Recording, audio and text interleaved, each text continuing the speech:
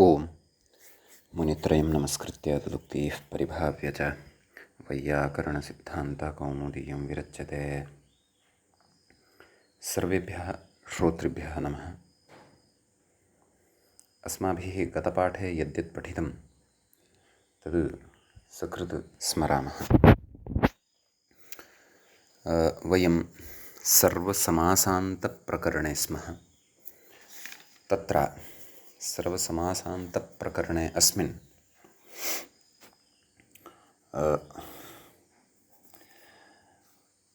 गतपाठः अस्माकं तृतीयः पाठः प्रवृत्तः। तत्र ऋक्पूरब्धूः पधामानक्षे इति यत् सूत्रं वर्तते तत् सूत्रम् अस्माभिः गतपाठे पठितं। ततश्च तत्र पथिन् शब्दविषयम् आदाय अपि विशिष्टः विचारः कृतः। ततः तत्रैव अग्रिमं सूत्रम् अच् प्रत्ययविधायकम् अच् प्रत्यन्वपपूर्वात् सामलोम्नः इति अपि पठितं। तस्य उदाहरणानि दृष्टानि। तत्र प्रतिसामम् अनुसामम् इत्यादीनि उदाहरणानि दृष्टानि। तत्रैव वार्तिकम् एकम् अथवा वृत्तिकृतः नाम काशिकाकारस्य तत्र सङ्कलनपरकसिद्धान्तद्वयं पठितं, यच्च दीक्षितेन वार्तिकत्वेन सङ्कलितं वर्तते। कृष्णोदक्पाण्डुसङ्ख्यापूर्वाया भूमेरजिष्यते इति। अपि च सङ्ख्यायाः नदीगोदावरीभ्यां च इति अपि। इति एतद्वार्तिकद्वयं तत्र योगविभागात् लभ्यते इति तत्र व्याख्यातुः अपि च नागेशादीनाम् अभिमतं। ततश्च योगविभागात् अन्यत्रापि भवति इति कृत्वा पद्मनाभः इत्यादयः प्रयोगाः अपि साधिताः। ततः अस्माभिः सूत्रं पठितम् अक्ष्णोदर्शनात् इति। गवाम् अक्षि इव गवाक्षः इति प्रयोगः तत्र पठितः। इत्येवं तृतीयपाठे चर्चा सम्पन्ना। अधुना अग्रिमः पाठः तत्र भवति चतुर्थः पाठः इदानीम् अत्र आरभ्यते। तत्र अस्माभिः अग्रे सूत्रं पठ्यमानं वर्तते। तत् सूत्रं सकृत् उच्चार्यते मया। अष्टाध्यायीग्रन्थस्य दीर्घतमम् इदं सूत्रं भवति, यदस्माभिः अग्रे इदानीं पठ्यमानं वर्तते।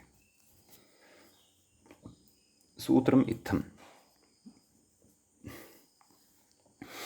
अचतुरविचतुरसुचतुरस्त्री पुंसधेन्वर्णडुहर्क्सामवाङ् मनसाक्षिभ्रुवदारगवोर्वष्ठीव पतष्ठीव नक्दिव रात्रिन्दिवाहर्दिवसरजसनिश्रेयसपुरुषायुषद्व्यायुषत्र्यायुषर्ग्यजुषजातोक्षमहोक्षवृद्धोक्षोपशुनगोष्ठश्वाः। दीर्घतमं सूत्रं भवति।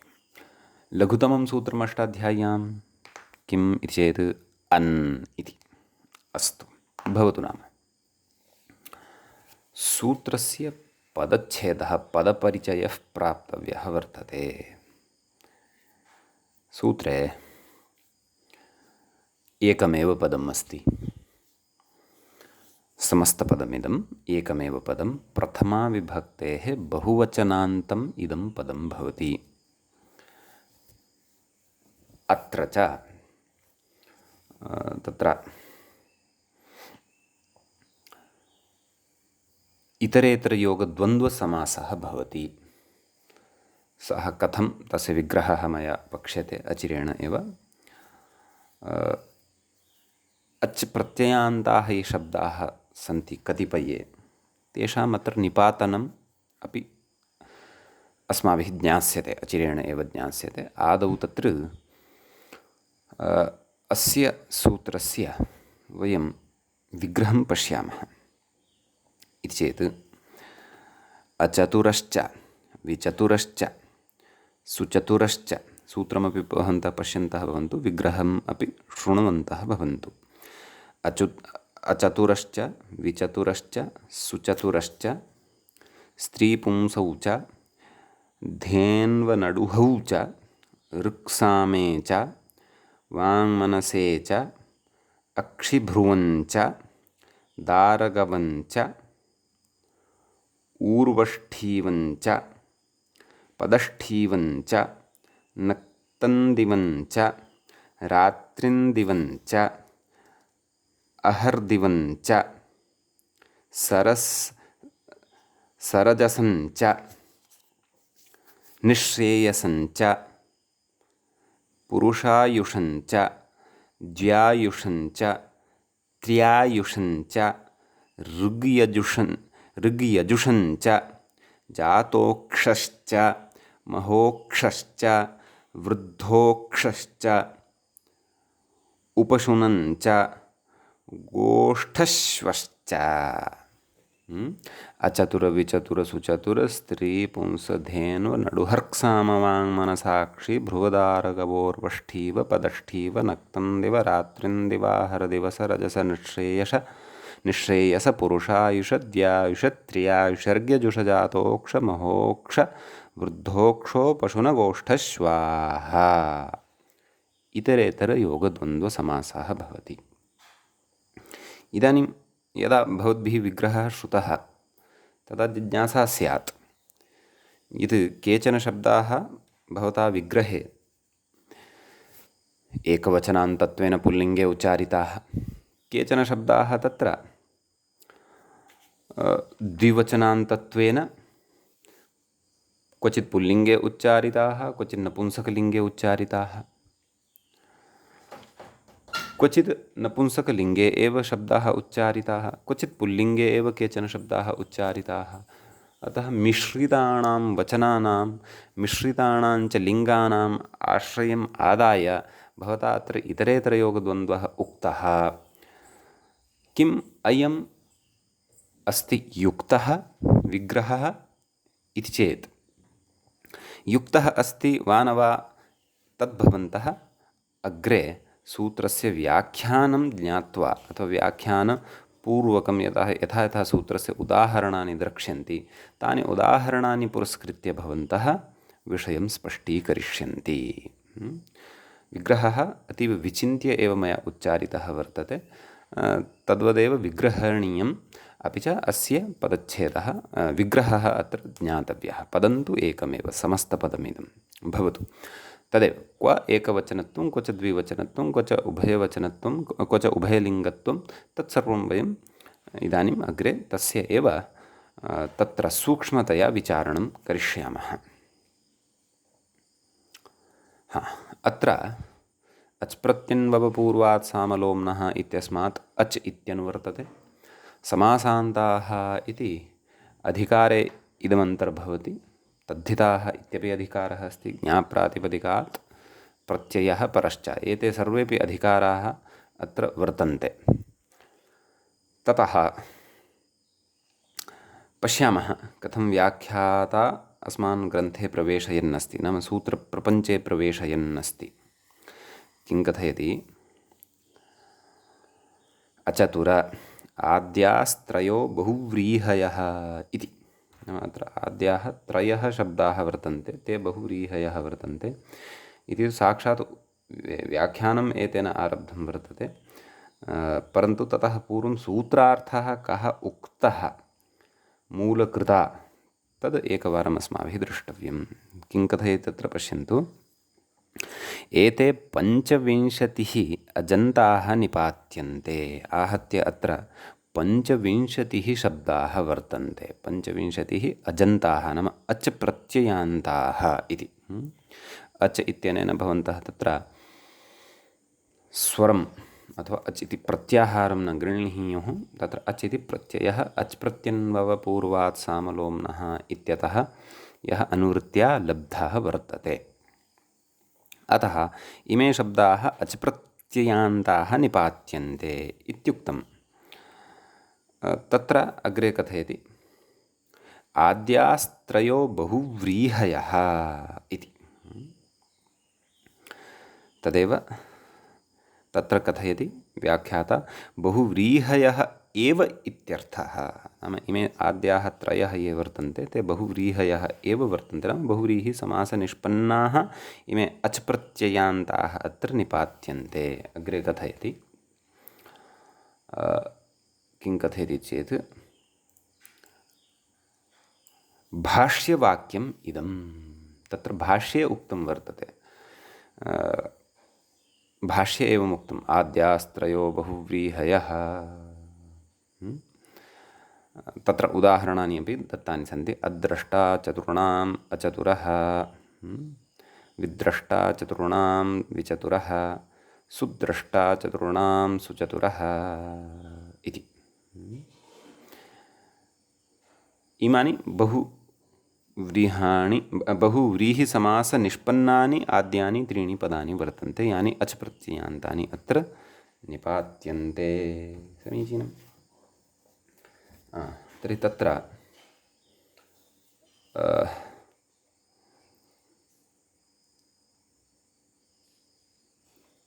कथं तत्र प्रक्रिया वर्तते एकैकस्यापि पदस्य, तदस्माभिः इदानीम् अत्र सूक्ष्मतया विचार्यते। प्रथमं पदं भवति तावत् अचतुर इति। समीचीनं। कथयति अग्रे, तत्र समासविधानं कथयति। नयोस्त्यर्थानां वाच्यो वाचोऽत्र पदलोपः इति विद्यमानपदलोपः इति। नाम तर्हि विग्रहः कथम् अत्र वर्तते इति चेत्, तत्र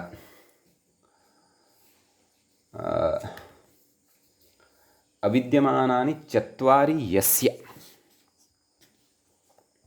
एवं रीत्या विग्रहः कर्तव्यः अत्र अस्य बहुव्रीहिपदस्य। तर्हि अलौकिकविग्रहः कथम्? अविद्यमानजस् चतुर् जस्, चतुर् इति रेफान्तः संख्यावाचकः शब्दः वर्तते।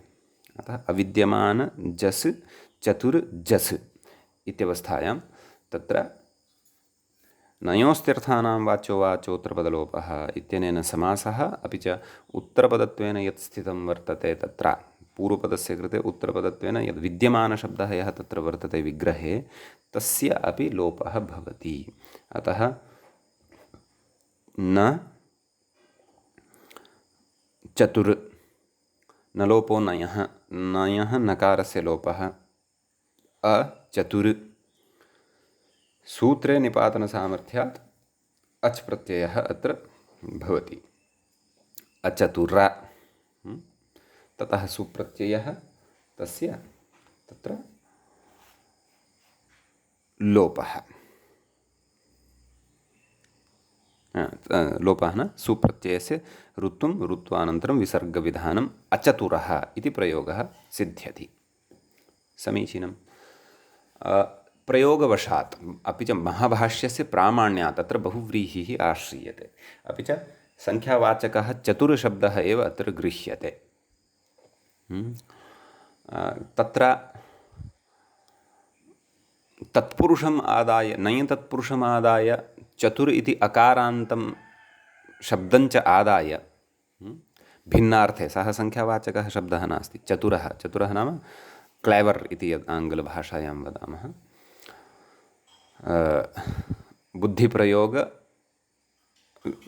बुद्धिप्रयोगस्य विशिष्टसामर्थ्यवान्, अथवा तत्र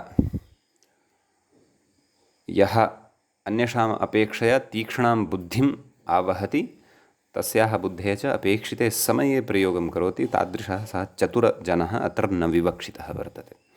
तथा चेत् तर्हि तु न चतुरः अचतुरः, सोऽपि शब्दः भवितुमर्हति, परन्तु प्रकृते तस्य प्रसङ्गः नास्ति। कुतः? तत्र अच् इति समासान्तस्य अपेक्षा एव नास्ति। तत्र तु अकार इति प्रत्ययः, अच् इति अकारः, अवर्णः तस्य चतुर् इति पदस्य अन्ते स्वाभाव्येन एव वर्तते। अतः तस्य अत्र ग्रहणं न, अत्र संख्यावाचकस्य चतुर् इत्यस्य ग्रहणं भवति इति।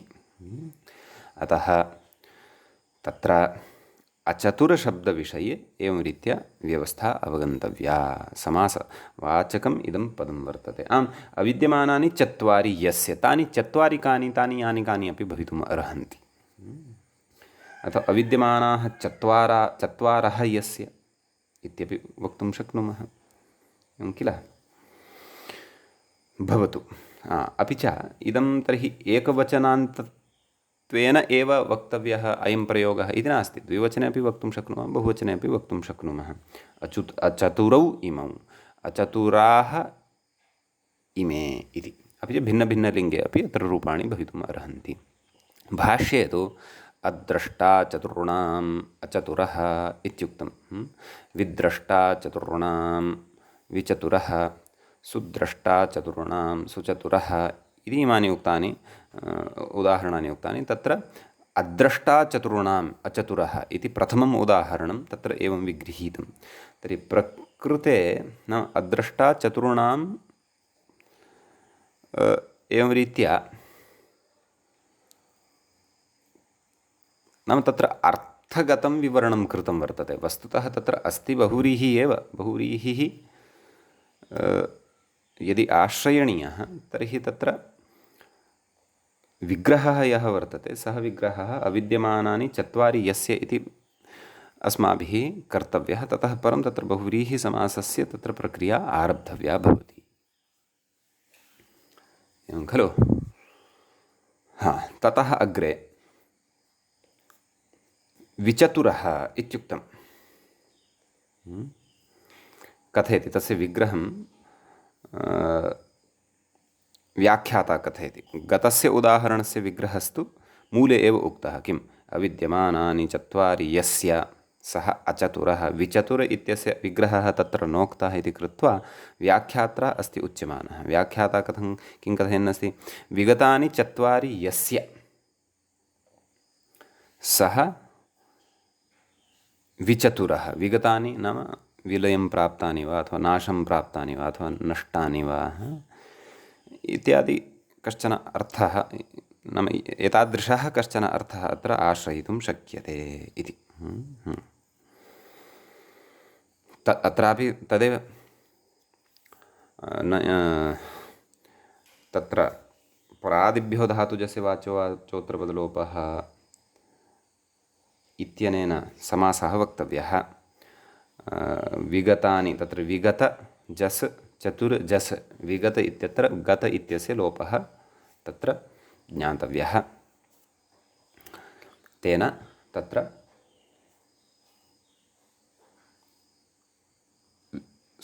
विचतुर इति समासान्तः अच् प्रत्ययः अपि अवगन्तव्यः। अतः स च निपातनवशात् अतः विचतुरः इति प्रयोगः अपि सिद्ध्यति। अग्रे कथयति सुचतुरः। मूले उदाहरणमुक्तं खलु सुचतुरः। तत्रापि बहुव्रीहिः एव इति भाष्यवचनात् बहुव्रीहिपरतया एव तत्रापि विग्रहः प्रदर्शनीयः। कथं? सु अर्थात् शोभनानि, शोभनार्थे सु इति प्रयुक्तं वर्तते। तत्र शोभनानि चत्वारि यस्य इति विग्रहः तत्र भवति। अतः सु चतुर् अच् प्रत्ययः सुचतुर, सुसस्य ऋत्वे विसर्गे सुचतुरः इति प्रयोगः सिद्ध्यति। अत्र कथयति न पूजनात् इति निषेधो बाध्यते। कथं बाध्यते? निपातनवशात्। न पूजनात् इति समासान्तानां निषेधः अचिरेण एव अस्माभिः पठिष्यते। तस्य स च निषेधः अस्माभिः पूर्वमपि कस्मिंश्चित् प्रसङ्गे चर्चितः आसीत्। भवन्तः स्मरेयुः इति अहं भावयामि। अत्रापि पठिष्यते। अतः तस्यापि बाधः अत्र निपातनवशात् क्व सुचतुर इत्यत्र एव। गतयोः उदाहरणयोस्तु न पूजनात् इत्यस्य प्रवृत्तिः नास्ति, परन्तु सुशोभनं सुचतुरः इत्यत्र तस्य प्रवृत्तिः वर्तते। परन्तु प्राप्तौ सत्यां, प्रवृत्त्या प्राप्तौ सत्यां तस्य बाधः निपातनवशात् क्रियते इत्यर्थः। समीचीनं। ततः वार्तिकम् अत्र पठ्यते। नाम आद्यानि त्रीणि उदाहरणानि बहुव्रीहिसमासनिष्पन्नानि उपस्थाप्य ततः परम् अत्र वार्तिकं उपस्थापयति ग्रन्थकारः। तदित्थं त्र्युपाभ्यां चतुरो जिष्यते इति कथयति। वार्तिकमिदं त्र्युपाभ्याम् इति पञ्चमी विभक्तेः द्विवचनं। चतुरः इति चतुर् इति संख्यावाचकस्य शब्दस्य प्रकृतेः अनुकरणं विधाय तत्र पञ्चमी विभक्तेः एकवचनं चतुरः इत्युच्यते। अच् इति प्रथमान्तम् इष्यते इति क्रियापदं समीचीनं। तत्र कथयति वार्तिकस्य अर्थं कथयति। त्रि उप आभ्यां परः यः चतुर्शब्दः, स्पष्टतार्थं चतुर् इति उक्तं, यद्यपि तस्य विसर्गत्वं ततः तस्य सत्वं ततः षत्वम् इत्यादि सर्वं प्राप्यते। चतुष्शब्द इत्यपि वक्तुं शक्यते। स्पष्टतार्थं तत्र रेफमेव उच्चारितवान् व्याख्याता। सा परिपाटी अपि अस्ति स्पष्टतार्थम्। अस्तु, त्रि उप आभ्यां परः यः चतुर्शब्दः तस्मात् अजिष्यते। नाम त्रिशब्दात् परः चतुर्शब्दः अथवा उपशब्दात् परः चतुर्शब्दः यदि वर्तते तस्मादपि अच् प्रत्ययः इष्यते इत्यर्थः। समीचीनं। तत्र किं कथयति। उदाहरति त्रिचतुराः इति। तस्य विग्रहः कथं। त्रयो वा चत्वारो वा इति विग्रहः। भवन्तः स्मरेयुः।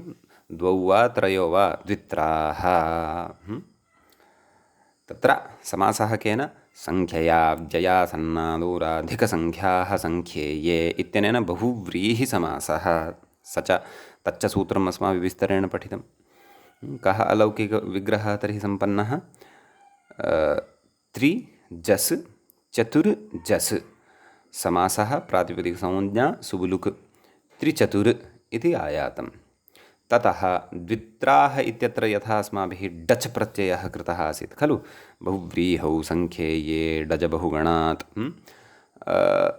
सः डच् अत्रापि प्राप्यमाणः वर्तते। कुतः बहुव्रीहिः वर्तते। संख्येयविषयः च अत्र गम्यमानः वर्तते। अतः डच् प्राप्तः, परन्तु तं डचं प्रबाध्य प्रकृते तत्र समासान्तः अच् प्रत्ययः अत्र निपात्यते। कुतः।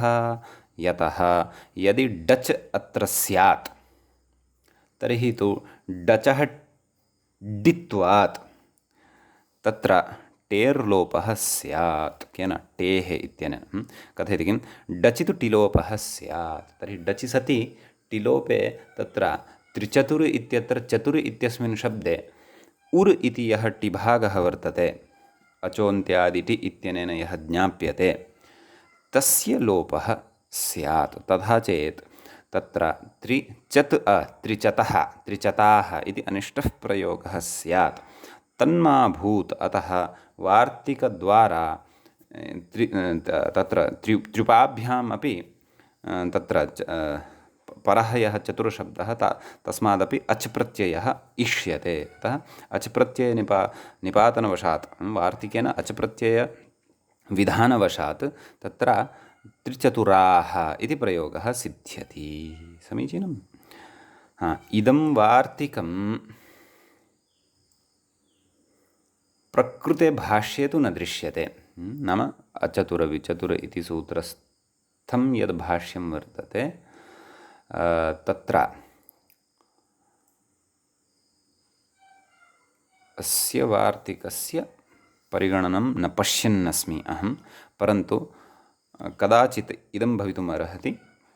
बहुव्रीहौ संख्येये डजबहुगणात् इति सूत्रे इदं वार्तिकं पठितं स्यात् भाष्ये। अतः तत्रत्यं भाष्यं यदि सकृत् पश्यामः तर्हि विषयः स्पष्टतां याति। अतः तत्र बहुव्रीहौ सङ्ख्येये डजबहुगुणात् इति 370तमं सूत्रं भवति अत्रैव। अतः वयं तत्रत्यं भाष्यं द्रष्टुं शक्नुमः। आम्, तत्र किमुक्तं, डच् प्रकरणे सङ्ख्यायास्तत्पुरुषस्योपसङ्ख्यानं निस्त्रिंशद्यार्थम् अस्तु। डच् प्रकरणे अपरं वार्तिकम् अन्यत्राधिकलोपात् इत्युक्तं। ततः किमुक्तं, अव्ययादेरिति च वक्तव्यम् इहमाभूत् गोत्रिंशत् गोचत्वारिंशत् तत्तर्हि वक्तव्यं यद्यप्येतदुच्यते अथ वै तर्हि अन्यत्राधिकलोपादित्येतन्न क्रियते। तत्रापि इदं वार्तिकं न पठितम् इति चेत् वृत्तिकारस्तु द्रष्टव्यः एव अस्माभिः। वृत्तिकारः नाम काशिकाकारः। सः एतानि त्रीणि उदाहरणानि उपस्थाप्य अग्रे किं कथयति, ततः परे 11 द्वन्द्वाः अस्तु। सः एतेषां त्रयाणाम् उद्धरणम् अत्र न दत्तवान्। एवं तर्हि अस्माभिः एकं स्थलम् इतोपि द्रष्टुं शक्यते।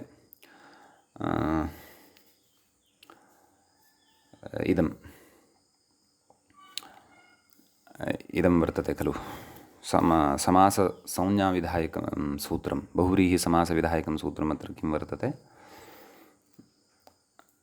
सङ्ख्यया व्ययासन्नादूराधिकसङ्ख्याः सङ्ख्येये इति। काशिकायाम् एकवारं बहुव्रीहौ सङ्ख्येये डजबहुगणात् इत्यपि सूत्रं पश्यामः, कदाचित् तत्र उक्तं स्यात्।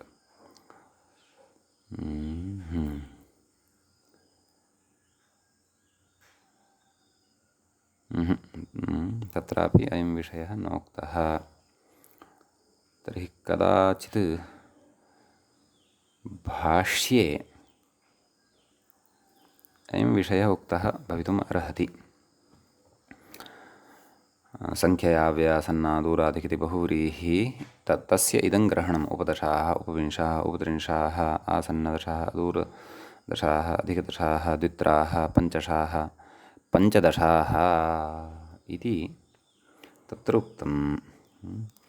परन्तु वार्तिकम् अस्ति इदम् इति तु अस्माकं व्याख्यात्रा उच्यमानं वर्तते। तर्हि वार्तिकम् अस्ति यदि, तर्हि प्रकृते भाष्ये एव कुतः न पठ्यते इति कृत्वा सकृत् अत्र नागेशस्य का दृष्टिः वर्तते इति पश्यामः वा।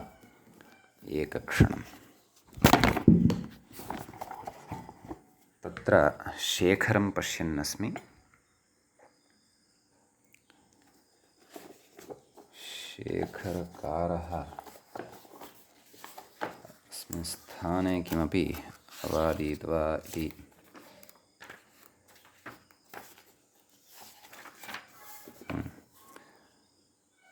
अचतुरविचतुर तत्र द्वन्द्वनिपात नैव, तेन अस्मिन् विषये चर्चा एव न कृता। गवामक्षिव गवाक्षि ततः धेन्वनडुहौ इति प्रयोगः उक्तः। ततः द्वन्द्वः निपात्यते। अग्रे विद्यमानाः विचाराः एव कृताः। भवतु नाम सकृत् तत्त्वबोधिनी द्रष्टव्या। तत्त्वबोधिन्यां किं कथयति,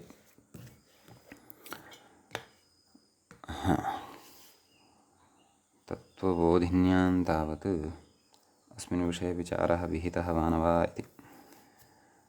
त्रिचतुराः त्रयश्चत्वारः वेति विग्रहः सङ्ख्यया व्ययासन्ना इति बहुव्रीहौ सङ्ख्येये इति डचोपवादः इति। परन्तु इदं वार्तिकं भाष्ये न दृष्टम्। अतः मम तत्र जायते संशयः, कदाचित् नाम मूलतः वचनं कस्य इदम् इति खलु ज्ञातव्यम् अस्माभिः। अतः तत्र उक्तं काशिकायां तु नोक्तं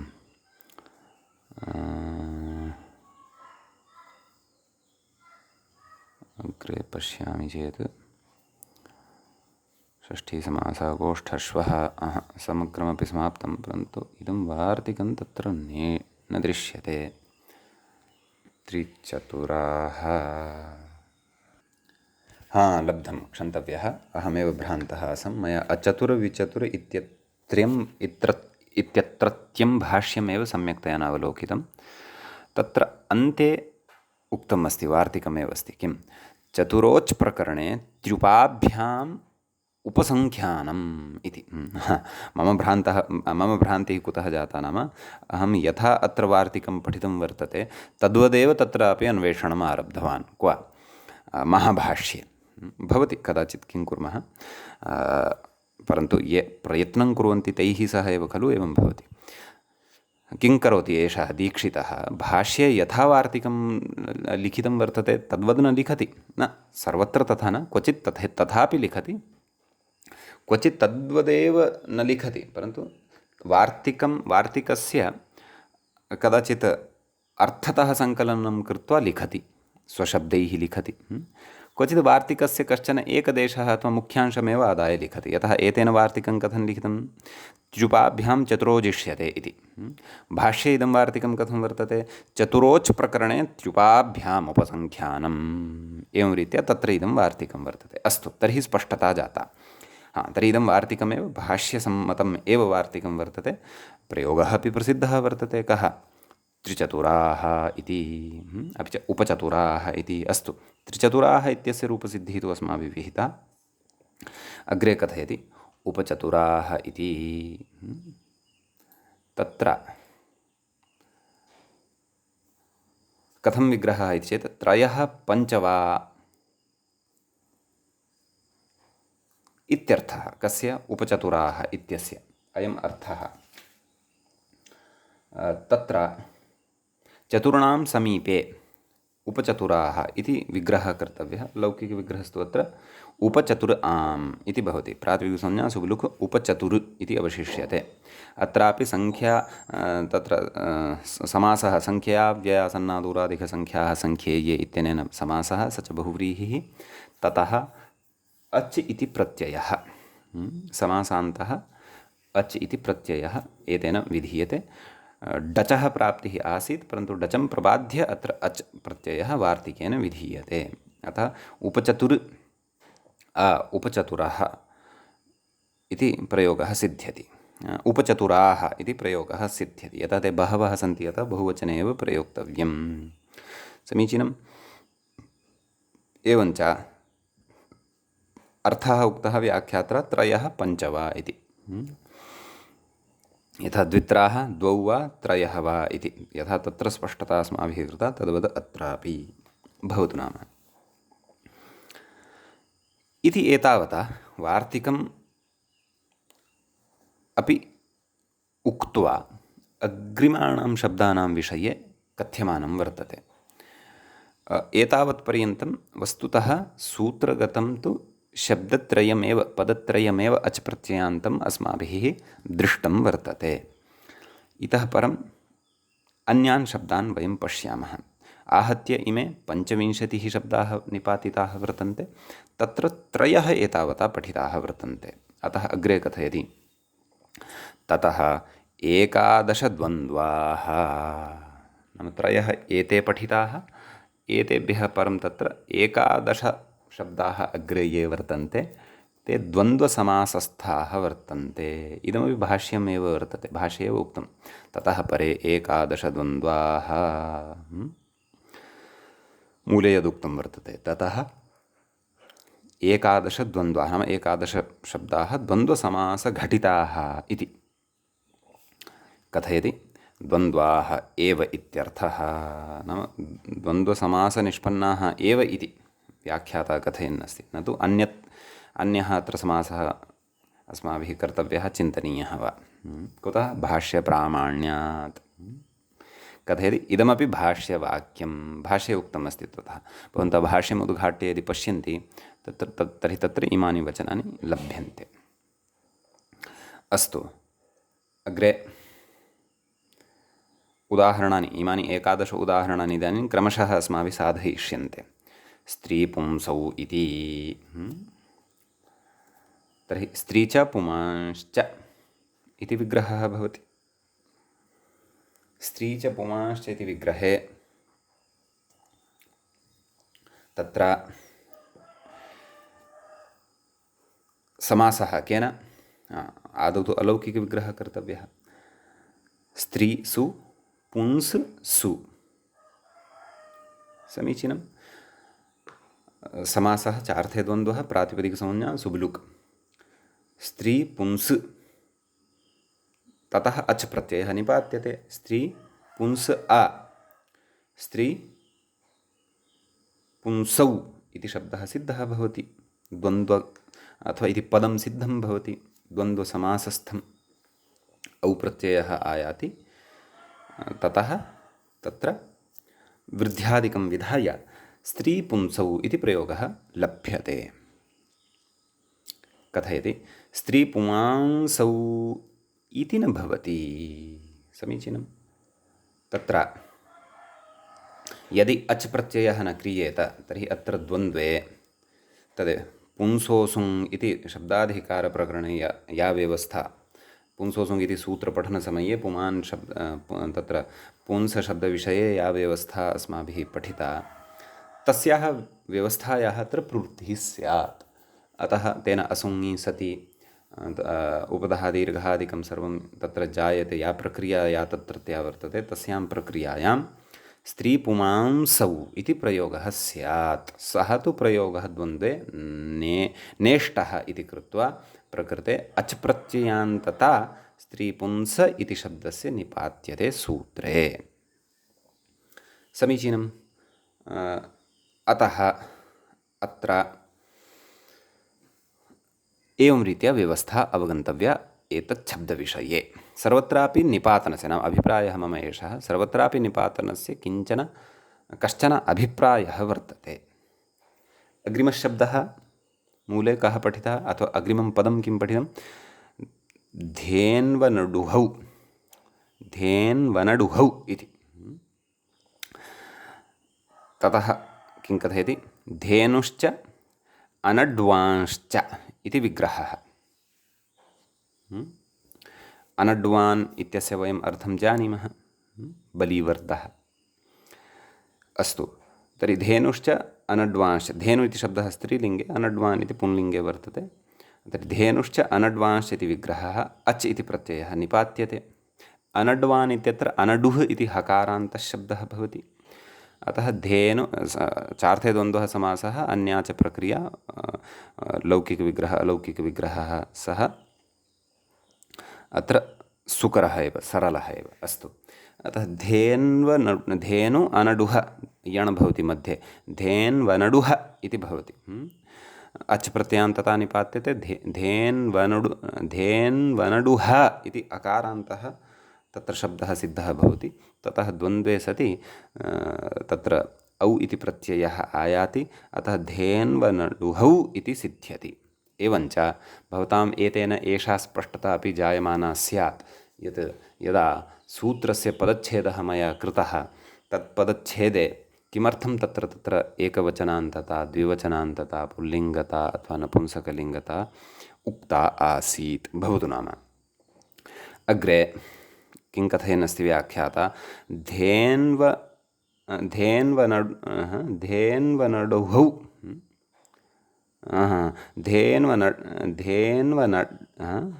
कथमुच्चारणं?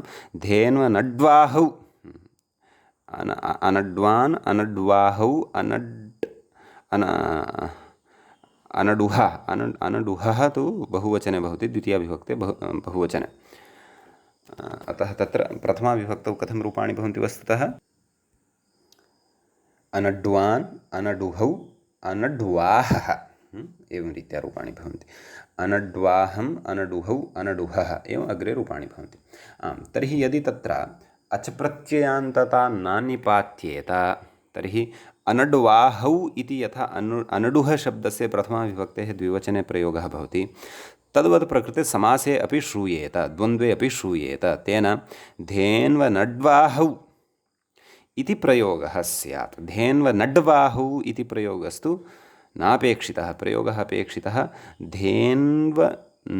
धेन्वनडुहौ इत्येव प्रयोगः तत्र अपेक्षितः वर्तते। अतः अच् प्रत्ययान्तता अत्र निपात्यते। अच् प्रत्यये सति तु तत्र अनड्वाहौ इत्यत्र या प्रक्रिया सा प्रक्रिया न सम्पद्यते। अतः धेन्वनड्वाहौ इति प्रयोगः न श्रूयते। अपेक्षितः यः प्रयोगः द्वन्द्वे स एव अत्र निपातनवशात् लभ्यते इत्यर्थः। समीचीनम्। अनडुः शब्दविषये च अस्माभिः शब्दाधिकारप्रकरणे तत्र सिद्धिः कृता वर्तते। तां प्रक्रियां भवन्तः स्मर्तुं शक्नुवन्ति। स्वतन्त्रस्य अनडुः इति शब्दस्य, न तु द्वन्द्वघटितस्य। द्वन्द्वघटितस्य तु विशिष्टा व्यवस्था अधुना अस्माभिः अत्र ज्ञाता। समीचीनम्। अग्रे कथयति, समाहारद्वन्द्वे तु क्व धेन्वनडुहौ इत्यत्र यदि समाहारः विवक्षितः तर्हि तु द्वन्द्वाच्युदशहान्तात् समाहारे इत्येव सिद्धं। तर्हि तु अस्माभिः तत् सूत्रं द्वन्द्वप्रकरणस्य अन्ते पठितम् आसीत्, भवन्तः स्मरेयुः।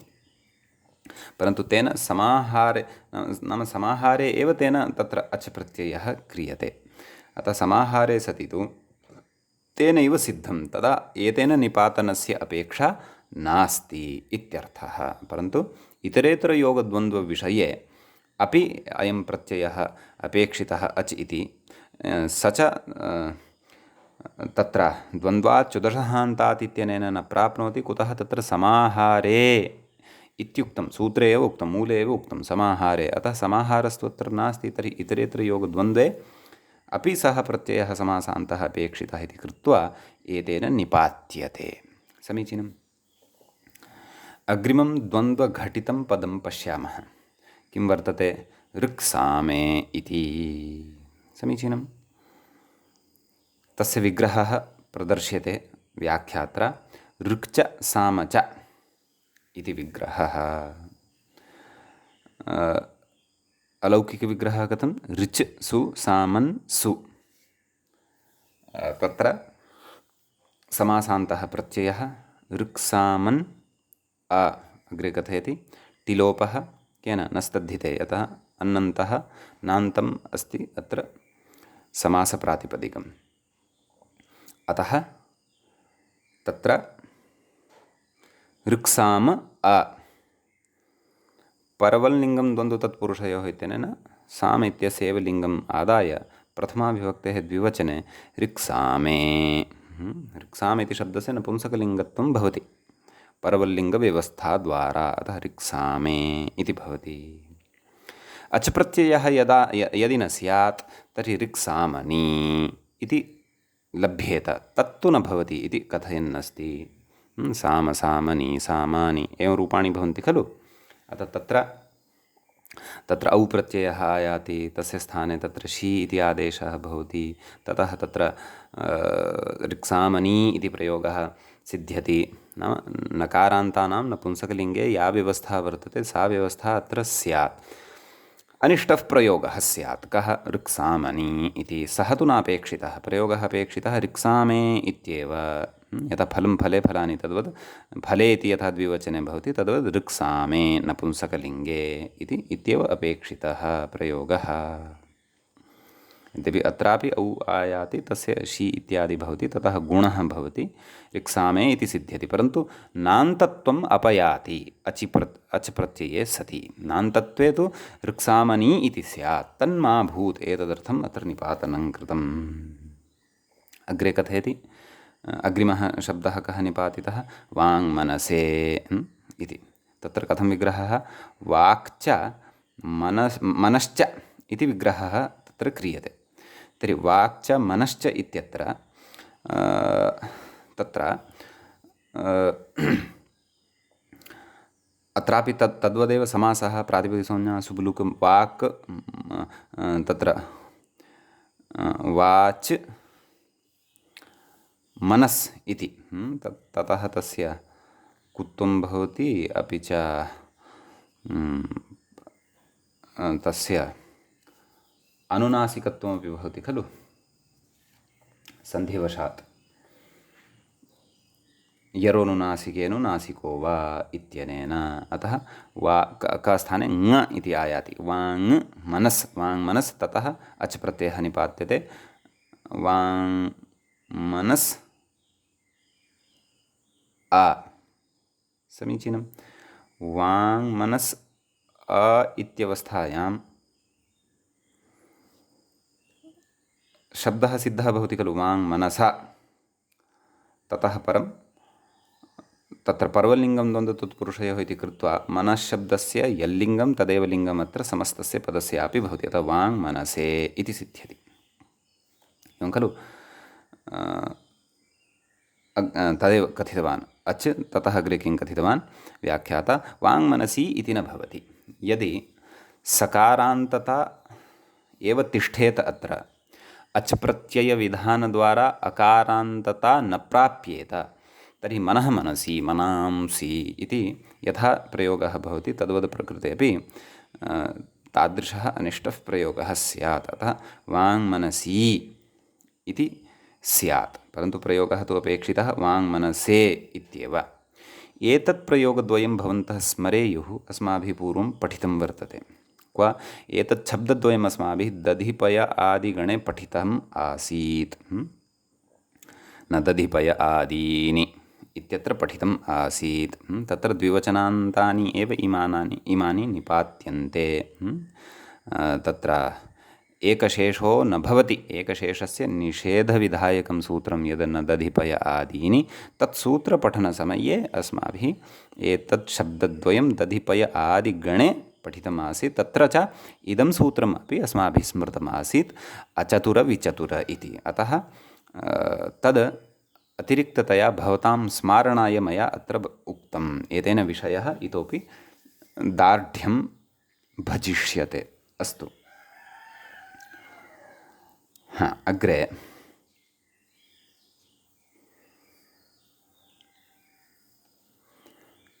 अग्रिमम् उदाहरणं पश्यामः। अक्षिभ्रुवम्। यावत्पर्यन्तम् अग्रे एकादशशब्दाः समाप्तिं न यान्ति तावत्पर्यन्तं सर्वत्र द्वन्द्वः एव। समीचीनं। तर्हि तत्र किं कथयति, तत्र विग्रहः कथं कर्तव्यः अक्षिभ्रुवम् इति चेत्, अक्षिणी च भ्रुवौ च अक्षिभ्रुवम् इति। अक्षिणी च भ्रुवौ च इति लौकिकविग्रहः। अक्षिणी इत्यत्र मूलशब्दः भवति अक्षि इति, नपुंसकलिङ्गस्थः। अतः अक्षि औ भ्रू औ इति अलौकिकविग्रहः भवति। चार्थे द्वन्द्वः इत्यनेन समासः भवति, प्रातिपदिकसंज्ञा सुब्लुक् च भवति। समीचीनम्। अतः अक्षिभ्रू इति स्थितिः भवति। अक्षिभ्रू इत्यवस्थायां तत्र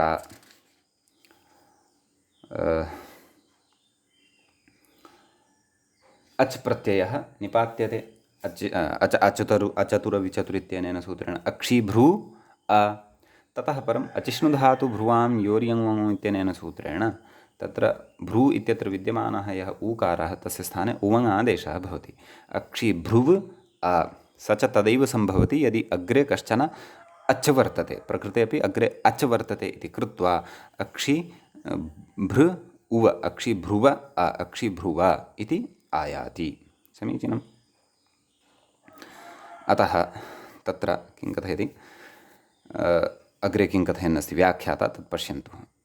अच् प्राण्यङ्गत्वात् एकत्वं, नाम अच् इति प्रत्ययः ततश्च प्राण्यङ्गत्वात्, एवं खलु। केन? जातिरप्राणिनाम्, एवं खलु। परन्तु नैव तेन न, तेन तु अप्राणिनाम् इत्युक्तं। द्वन्द्वश्च प्राणितूर्यसेनाङ्गानाम् इत्यनेन तत्र एकत्वं भवति, एकवद्भावः भवति इत्यर्थः। अतः अक्षिभ्रुवम् इति सिद्ध्यति।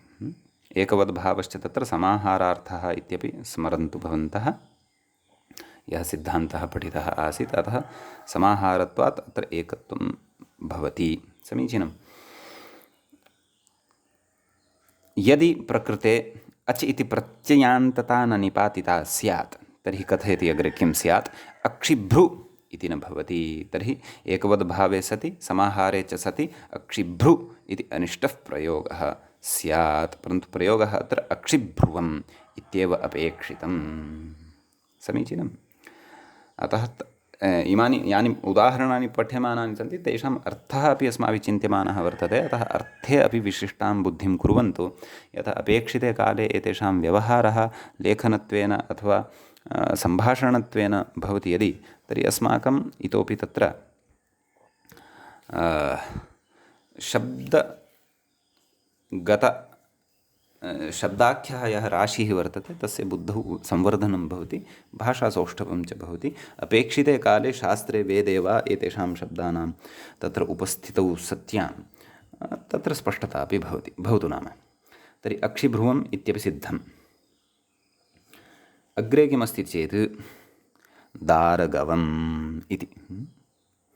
तत्र कथयति समाहारद्वन्द्वात् अच् इति।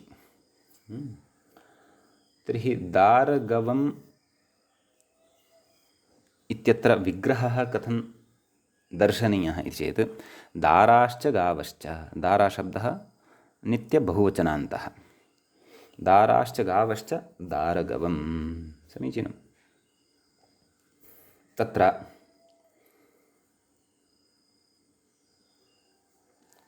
अलौकिकविग्रहः कथं दाराजस् गोजस् इति। समीचीनम्। किम् अवशिष्यते दारागो, दारागो इत्यवस्थायां समासः प्रातिपदिकसंज्ञा सुबुलुक् एतेन सूत्रेण अच् प्रत्ययः। अतः कथयन्नस्ति अग्रे किं समाहारद्वन्द्वात् अच् इति। दारगो अ ओकारस्य स्थाने अवादेशः, दारगव अ दारगव, सु तस्य स्थाने अं पूर्वरूपं दारगवम् इति प्रयोगः सिद्ध्यति। अग्रे कथयति दारगु इति न भवति। एवं खलु, यदि प्रकृते अस्माभिः अचिति प्रत्ययः न क्रियेत तर्हि प्रकृते समाहारस्य अस्य नपुंसकत्वात् ह्रस्वो नपुंसके प्रातिपदिकस्य इत्यनेन ह्रस्वविधानं स्यात् दारगु इति।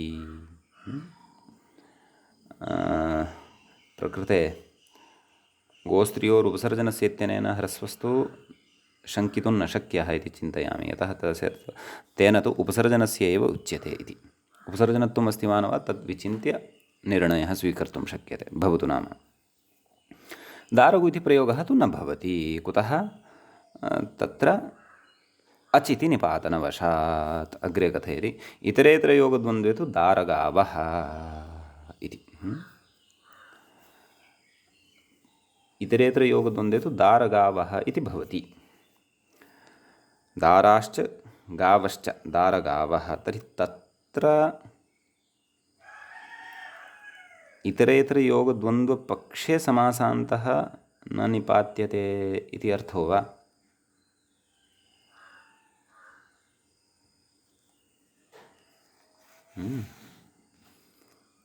सत्यम् इत्येव। नाम तत्र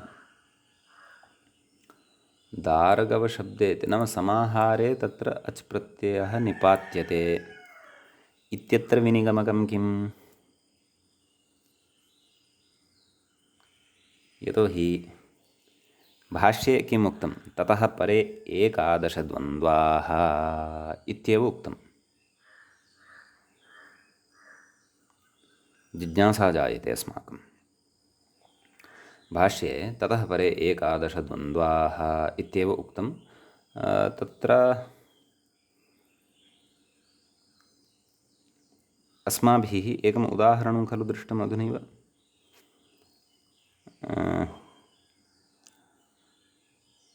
एते सर्वे स्त्रीपुंसौ, धेन्वनडुहौ, ऋक्सामे, वाङ्मनसे सर्वत्र इतरेतरयोगद्वन्द्वः एव खलु वर्तते। अतः एव द्विवचनान्तता श्रूयते। प्रकृते समाहारद्वन्द्वात् अच् यः उक्तः क्व दारगवम् इत्यत्र,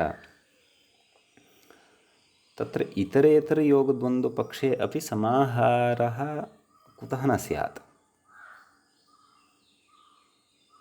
तर्हि न इतरेतरयोगद्वन्द्वपक्षे अपि अच् कुतः न स्यात्, निषेधः कुत्र उक्तः नाम समाहारे एव अच् स्यात् प्रकृते, इतरेतरयोगद्वन्द्वे न स्यात् इति निषेधः कथं, यद् व्याख्यात्र उच्यमानं वर्तते।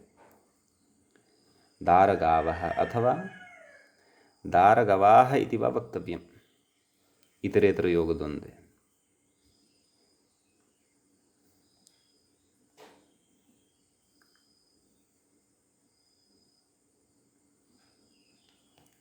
एवं किल। अयम् अस्ति विषयः चिन्तनीयः। तत्त्वबोधिन्यां किमपि उक्तं चेत् नोक्तं। यथा इतरेतरयोगसम्बद्धानि उदाहरणानि अस्माभिः साधितानि एव सन्ति खलु, स्त्रीपुंसौ धेन्वनडुहौ। अत्र विशेषेण नियमः भाष्ये उक्तः स्यात् इत्येत् तथापि न दृश्यते मया।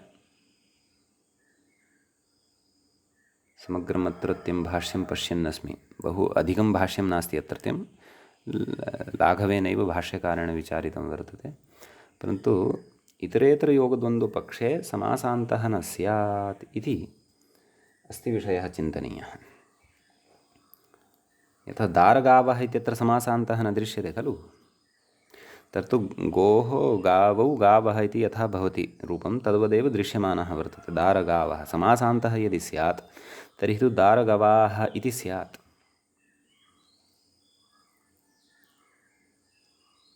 तर्हि प्रकृते अपि इतरेतरयोगपक्षे अपि प्रकृते दारगो इति शब्दात् अच प्रत्ययः विधीयतां, ततः परम् इतरेतरयोगद्वन्द्व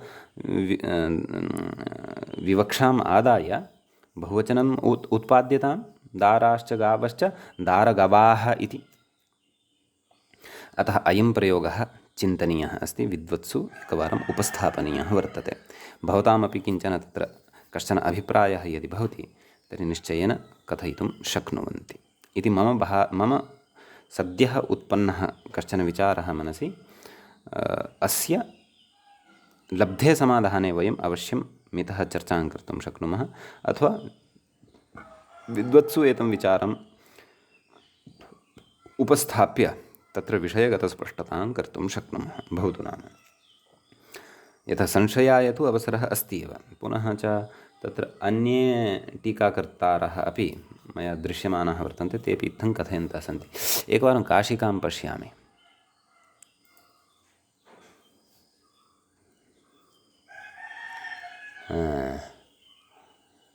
वाङ् च मनश्च वाङ् मनसे अक्षि च भ्रुवौ च अक्षिभ्रुवं दाराश्च गावश्च दारगवम् इति प्रयोगः यद्यपि तत्रापि एकः एव उक्तः, मूले एकः एव प्रयोगः उक्तः वर्तते। पाक्षिकः नाम इतरेतरयोगद्वन्द्वपक्षीयः प्रयोगः तत्र नोक्तः वर्तते।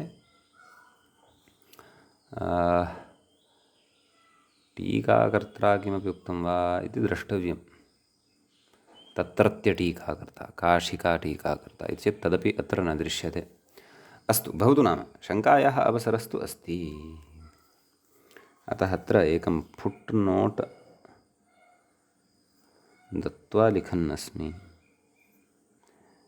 दारगवाः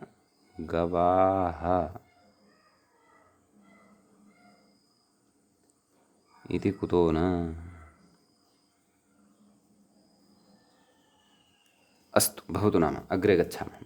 अयम् इतरेतरयोगद्वन्द्वपक्षीयम् इदम् उदाहरणं मूलेनोक्तं, तथापि व्याख्यात्रा उक्तम्, अतः संशयः उत्पन्नः। तच्च टीकान्तरेपि आश्रितः वर्तते एवमेव केनचन व्याख्यात्रा। अतः तत्र संशये इतोपि दार्ढ्यं जायते। किञ्च तत्र कारणम् अपि अस्ति एव। इतरेतरयोगद्वन्द्वे अपि अच् प्रत्ययान्तानां निपातः अस्माभिः पूर्वं दृष्टः एव वर्तते, न वा? अतः शब्दाः एव साक्षात् निपातिताः स्युः इति तु नास्ति। भाष्ये उदाहरणानि यद्यपि दत्तानि अङ्गीकुर्मः, परन्तु पक्षत्वेन उदाहरणानि तत्र पठितानि स्युः इति तु अस्ति चिन्तनीयं। भाष्ये दारगव इत्येव पठितं, पदष्ठीव नक्तं दिवरात्रिं दिव इत्येव। भवतु नाम, अग्रे किं कथयति तत् पश्यामः। अग्रिमम् उदाहरणं वर्तते ऊर्वष्ठीवम् इति। इतः आरभ्य वयम् अग्रे पश्यामः। अद्यतनसंशयविषये किञ्चन समाधानं लप्स्यते यदि तदपि श्वः कथयिष्यामि। अन्यथा तत्र